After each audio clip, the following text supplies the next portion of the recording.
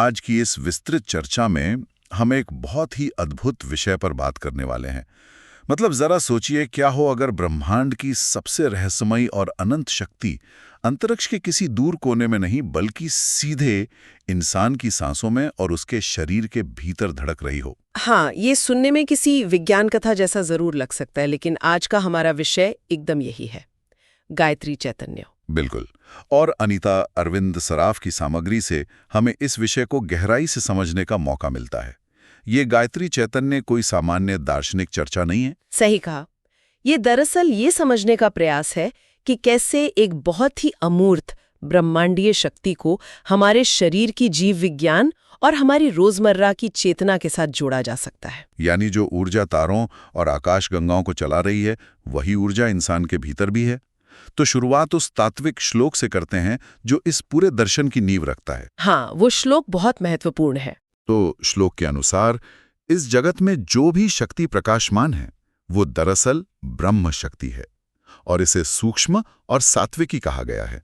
मतलब ये शब्द सुनने में तो बहुत पारंपरिक लगते हैं, लेकिन इनका वास्तविक तंत्र क्या है? तो इन शब्दों को आधुनिक संदर्भ में डिकोड करना बहुत जरूरी है। सूक्ष्म का सीधा सा अर्थ है वो जो हमारी भौतिक इंद्रियों की पकड़ से बाहर है। अच्छा, मतलब जिसे हम देख या छू नहीं सकते। एकदम सही। जिसे उपकरणों से मापा नहीं जा सकता, छुआ नहीं जा सकता, लेकिन जिसका प्रभाव हर जगह मौजूद है। और सात्विकी का अर्थ सिर्फ पवित्रता नहीं है। तो फिर क्या है? ये एक ऐसी अवस्था है जो पूरी तरह से समभाव, सामंजस्य और असीमित ज्ञान से भरी हुई है। गायत्री चैतन्य यह स्थापित करता है कि भौतिक दुनिया के पीछे जो परम चेतना एक सोर्स कोड की तरह काम कर रही है, वह यही शुद्ध ब्रह्म शक्ति है। एक तरह से ये कोई व्यक्ति या आकृति नहीं है, बल्कि एक शुद्ध ऊर्जा क्षेत्र है ना? बिल्कुल, यही इसकी सबसे बड़ी खूबी है। ये बहुत ही दिलचस्प विचार है। लेकिन यहीं पर गायत्री चैतन्य में एक और बात आती है, परा और अपरा शक्ति की। अक्सर इन दोनों को लेकर काफी भ्रम पैदा होता है। हाँ, लोग अक्सर इनमें उलझ जाते हैं। तो इसे आसान बनाने के लिए क्या इसे एक पेड़ के उदाहरण से समझा जा सकता है? मतलब मैंने कहीं पढ़ा था कि ये तुलना बहुत सटीक बैठती है। एक पेड़ का उदाहरण? हाँ, ये बहुत ही बेहतरीन तरीका है इसे समझने का। आप इसे कैसे देखते हैं? जैसे अगर हम एक पेड़ को देखें तो उसकी जो शाखाएं हैं, पत्ते हैं या जो फल हम देख रहे हैं, वो भौतिक दुनिया है जिसे हम छू सकते हैं। तो क्या वो अपरा शक्ति है? एकदम सही। और उस पेड़ के भीतर जड़ों से लेकर पत्तों तक जो एक अदृश्य जीवन ऊर्जा दौड़ रही है, जो उसे बढ़ा रही है, वो पराशक्ति है। बिल्कुल, आपने इसे बहुत सटीक ढंग से पकड़ा है। पेड़ का जो भौतिक ढांचा है वो अपराशक्ति है, और जो लाइफ फोर्स उसे जिंदा रखे हुए है वो पराशक्ति है। गायत्री चैतन्य इन दोनों का मूल है। अच्छा, तो भौतिक और अभौतिक दोनों एक ही चेतना के दो अलग अलग आयाम हैं? जैव रासायनिक प्रक्रियाएं और यहाँ तक कि हमारे शरीर का भौतिक ढांचा भी। मतलब जिसे मापा जा सकता है। सही कहा। लेकिन उस ढांचे को सक्रिय करने वाली जो अदृश्य चेतना है वो पराशक्ति है। तो अगर ये मान लिया जाए कि ये पराशक्ति या ब्रह्मांडीय ऊर्जा हर जगह मौजूद है, तो यहाँ एक बहुत ही तार्किक सवाल उठता है। बताइए, क्या सवाल है? एक जैविक मानव शरीर जो हाड़ मांस से बना है, वो इस अनंत ऊर्जा के साथ तालमेल कैसे बिठाता है? मुझे लगता है यहीं पर गायत्री चैतन्य के भीतर जो कवच स्तोत्र या शारीरिक रक्षा प्रार्थना है, उसका संदर्भ आता है। बिल्कुल, और ये बहुत गहरा विज्ञान है। लेकिन देखिए, आधुनिक विज्ञान तो शरीर को सिर्फ एक बायोलॉजिकल मशीन मानता है जिसे बस कैलोरी और व्यायाम चाहिए। ऐसे में शरीर के अलग अलग अंगों के लिए दैवीय शक्तियों को बुलाना, क्या ये सिर्फ एक मनोवैज्ञानिक सांत्वना नहीं है? मतलब जिसे हम प्लासिबो इफेक्ट कहते हैं। बाहर से देखने पर हाँ, ये सिर्फ खुद को सुरक्षित महसूस कराने की एक तरकीब लग सकती है, लेकिन अगर हम न्यूरोसाइंस और मनोविज्ञान की गहराई में जाएं, तो ये कवच दरअसल माइंडफुलनेस का एक बहुत ही उन्नत रूप है। माइंडफुलनेस, वो कैसे? क्योंकि ये सिर्फ बाहर से सुरक्षा मांगने के बारे में नहीं है। जब कोई व्यक्ति अपने शरीर के हर अंग को एक दैवीय ऊर्जा से जोड़ता है, तो वो अपनी चेतना को उस अंग के कामों के प्रति बहुत ज्यादा जागरूक कर रहा होता है। अच्छा, तो ये शरीर को मशीन मानने से इनकार करता है। बिल्कुल, ये शरीर को एक पवित्र इकोसिस्टम के रूप में स्थापित करता है। तो चलिए इसे थोड़ा और विस्तार से समझते हैं। गायत्री चैतन्य में सिर की रक्षा के लिए सावित्री और माथे के लिए ब्राह्मी का उल्लेख है। हाँ, और ये सिर्फ नाम नहीं है। वही तो, क्या शरीर के इन हिस्सों पर इनका कोई विशिष्ट संज्ञानात्मक प्रभाव पड़ता है? अगर इसे हम शरीर रचना और चेतना के नजरिए से देखें तो सिर और माथा हमारी बुद्धि, विचारों के निर्माण और निर्णय लेने की क्षमता के केंद्र हैं। सही बात है। सावित्री प्रकाश और ज्ञान की अधिष्ठात्री हैं और ब्राह्मी सृजन की शक्ति का प्रतीक है। तो जब हम सिर और माथे पर इन शक्तियों का ध्यान करते हैं तो हम वास्तव में यह संकल्प ले रहे होते हैं कि हमारी जो वैचारिक प्रक्रिया है वो शुद्ध हो। अरे वाह, मतलब हम अपने मस्तिष्क के लिए एक रूपरेखा तैयार कर रहे हैं कि हमारे विचार अज्ञानता से भरे ना हों। एकदम सही।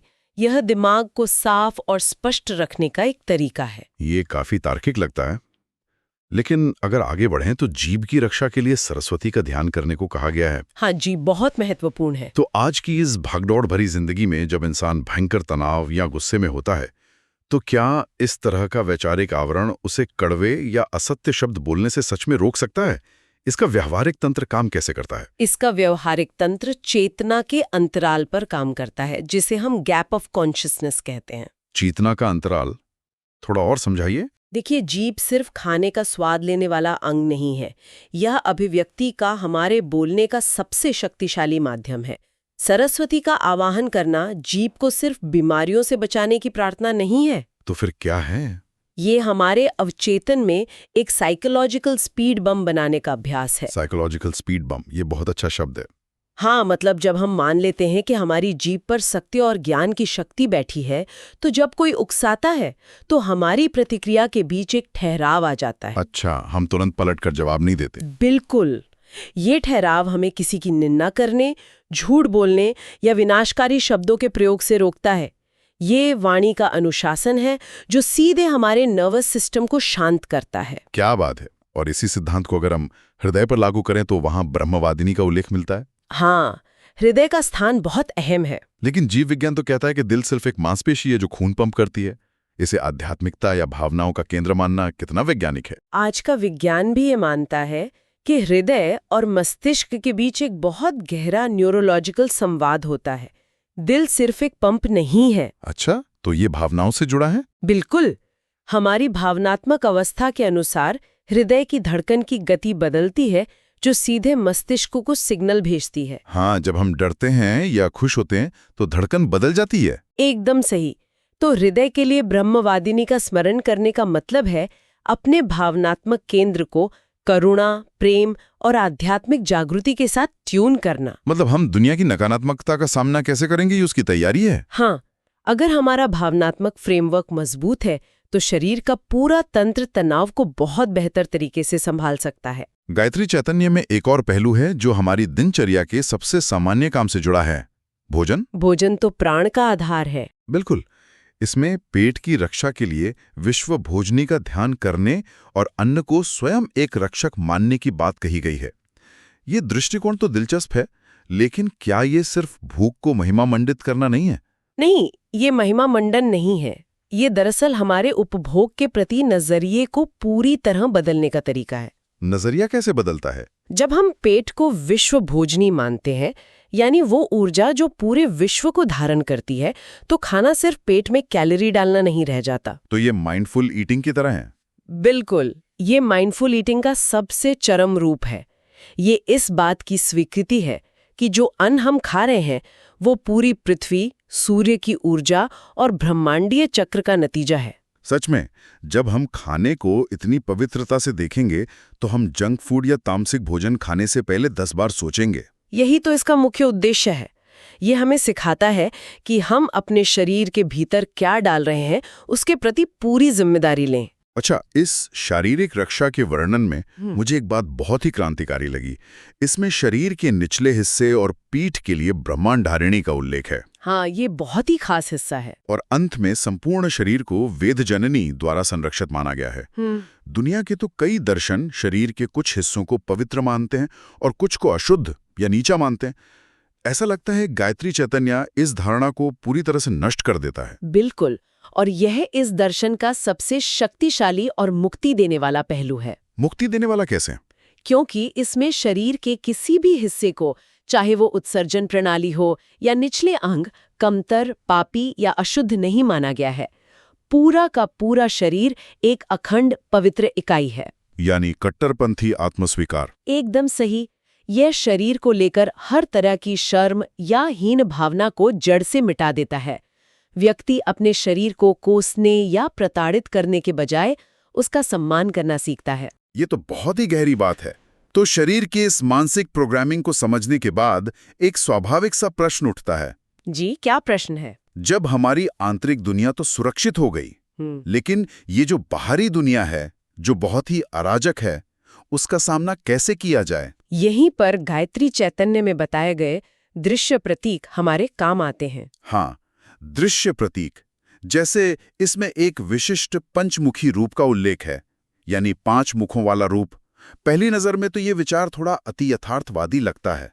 इन 5 मुखों का वास्तविक अर्थ क्या है? इसे हमें शाब्दिक रूप से नहीं लेना है, इसके रूपक को समझना होगा। ये पंचमुखी रूप एक बहुत ही परिष्कृत वैज्ञानिक ढांचा है जो मैक्रोकॉज़म यानी ब्रह्मांड और माइक्रोकॉज़म यानी हमारे शरीर के बीच के सीधे संबंध को दर्शाता है। अच्छा, तो बाहरी स्तर पर ये क्या है? बाहरी स्तर पर ये 5 मुख ब्रह्मांड का निर्माण करने वाले पंचमहाभूतों के प्रतीक हैं। पृथ्वी, जल, अग्नि, वायु और आकाश। ये पूरी सृष्टि इन्हीं से बनी है। तो मतलब जो तत्व बाहर ब्रह्मांड बना रहे हैं वही हमारे शरीर के अंदर भी काम कर रहे हैं। बिल्कुल, यही इसका सबसे गहरा रहस्य है। शरीर के सूक्ष्म स्तर पर ये 5 मुख हमारे भीतर चलने वाले 5 प्राणों को दर्शाते हैं। 5 प्राण, थोड़ा इनके बारे में बताइए। हाँ, जैसे प्राण जो हमारी श्वास को अंदर खींचता है, अपान जो उत्सर्जन और ऊर्जा को नीचे की ओर ले जाता है, व्यान जो पूरे शरीर में रक्त और ऊर्जा का संचार करता है। अच्छा, और बाकी 2? उदान जो ऊपर की ओर उठता है और वाणी तथा चेतना को नियंत्रित करता है, और समान जो पाचन और संतुलन का कार्य करता है। अरे वाह! तो पंचमुखी होने का अर्थ ये है कि वो परम शक्ति न सिर्फ बाहर के 5 तत्वों को संभाल रही है, बल्कि हमारे भीतर के इन 5 जैविक कामों को भी संतुलित कर रही है। एकदम सही। यह बाहर और भीतर का पूर्ण एकीकरण है। ये एकीकरण एकदम साफ कर देता है कि शरीर बाहरी ब्रह्मांड से अलग नहीं है। इसी तरह प्रतीकों की बात करें तो कमल के आसन का वर्णन आता है। कमल तो बहुत ही गहरा प्रतीक है। हाँ, कमल बहुत आम प्रतीक है, कई जगह दिखता है। लेकिन इस दार्शनिक ढांचे में इसका क्या काम है? कमल का प्रतीक हमें इमोशनल बाउंड्री यानी भावनात्मक सीमाएं तय करने का उत्कृष्ट पाठ पढ़ाता है। आप देखिए, कमल हमेशा कीचड़ और रुके हुए पानी में खिलता है। हाँ, पर वो साफ रहता है। बिल्कुल, उसकी पंखुड़ियों की बनावट ऐसी होती है कि उन पर पानी या कीचड़ की एक बूंद भी नहीं टिकती।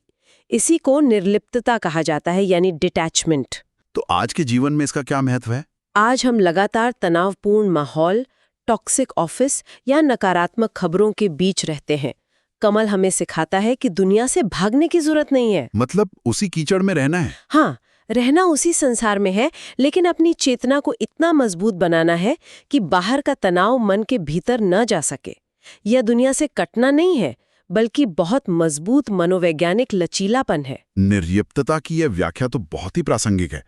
इसके बाद एक और प्रतीक आता है, हंस, जिसे इस चेतना का वाहन बताया गया है। हंस की भूमिका भी बहुत महत्वपूर्ण है। हंस के बारे में एक मिथक बहुत मशहूर है कि वो दूध और पानी के मिश्रण में से केवल दूध पी लेता है और पानी छोड़ देता है। जीव विज्ञान तो इस बात को नहीं मानता, पर इसके पीछे का दार्शनिक संदेश क्या है? वो बात एक जैविक तथ्य नहीं है, बल्कि विवेक का एक रूपक है। हंस का वाहन होना ये बताता है कि उच्चतम चेतना तक पहुंचने के लिए इंसान के पास सत्य और असत्य के बीच फर्क करने की क्षमता होनी चाहिए। अच्छा, यानी सही और गलत की पहचान। बिल्कुल। आज के सूचना युग में जहां हर तरफ से खबरों और विचारों का एक सैलाब आ रहा है, इंसान के पास ये विवेक होना ही उसे बचा सकता है। सच में आजकल तो अनावश्यक शोर बहुत ज्यादा है। हाँ, तो हंस हमें सिखाता है कि जो ज्ञान काम का है, जो सत्य है, केवल उसे ही अपनाया जाए और बाकी शोर को पीछे छोड़ दिया जाए। बिना विवेक के कोई भी दर्शन भ्रम बन सकता है। तो इन सभी तत्वों के जब हम एक साथ देखते हैं तो एक बहुत ही स्पष्ट संरचना सामने आती है। ऐसा लगता है कि गायत्री चैतन्य का ये दर्शन 3 अलग-अलग लेकिन जुड़े हुए स्तरों पर काम करता है। हाँ, वो 3 स्तर कौन से हैं आपके अनुसार? पहला तो है ब्रह्मांडीय स्तर, जहां ये परा और अपरा शक्ति के रूप में पूरी सृष्टि की मूल ऊर्जा है। बिल्कुल सही। दूसरा है व्यक्तिगत और शारीरिक स्तर, जहां कवच के माध्यम से ये एक व्यवहारिक रूपरेखा देता है ताकि इंसान अपने शरीर को पवित्र मान सके। एकदम सटीक। और तीसरा है प्रतीकात्मक स्तर, जहां पंचमुखी कमल और हंस जैसे प्रतीक इंसान को इस अराजकता के बीच संतुलित रहने और सही निर्णय लेने के लिए दृश्य उपकरण देते हैं। ये इस पूरे ढांचे का सबसे बेहतरीन सारांश है। ये तीनों स्तर एक दूसरे से अलग नहीं हैं, बल्कि लगातार एक दूसरे को मजबूत करते हैं। मतलब सब एक ही श्रृंखला का हिस्सा है। हाँ, ब्रह्मांडीय ऊर्जा शरीर के माध्यम से अनुभव की जाती है और प्रतीकों के माध्यम से उस अनुभव को सही दिशा मिलती है। और इसीलिए इस ऊर्जा को किसी एक धर्म या पंथ की सीमा में नहीं बांधा जा सकता। सही बात है, ये सबके लिए है। बिल्कुल। गायत्री चैतन्य में इसे बहुत स्पष्ट रूप से विश्व की सर्वजननी कहा गया है।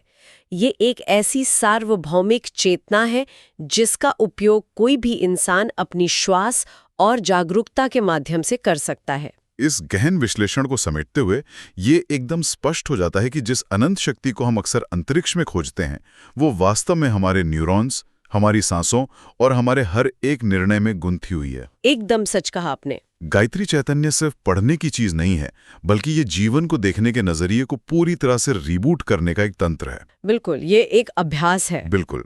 तो सुनने वालों के लिए सोचने के लिए एक बहुत ही गहरा विचार छोड़ के जाते हैं। जी बिल्कुल। अगर दुनिया का हर इंसान इस दर्शन के एक छोटे से हिस्से को अपना ले और अपने स्वयं के शरीर के साथ साथ दूसरों के शरीर को भी एक पवित्र दैविक क्षेत्र मानने लगे, तो क्या इससे केवल स्वास्थ्य की परिभाषा ही नहीं बदलेगी, बल्कि समाज में जो हिंसा, शोषण और एक दूसरे के प्रति असम्मान की भावना है, वो जड़ से खत्म नहीं हो जाएगी? यह सचमुच एक बहुत ही विचारणीय प्रश्न है। तो इसी गहरे विचार के साथ आज की ये विस्तृत चर्चा यहीं समाप्त होती है।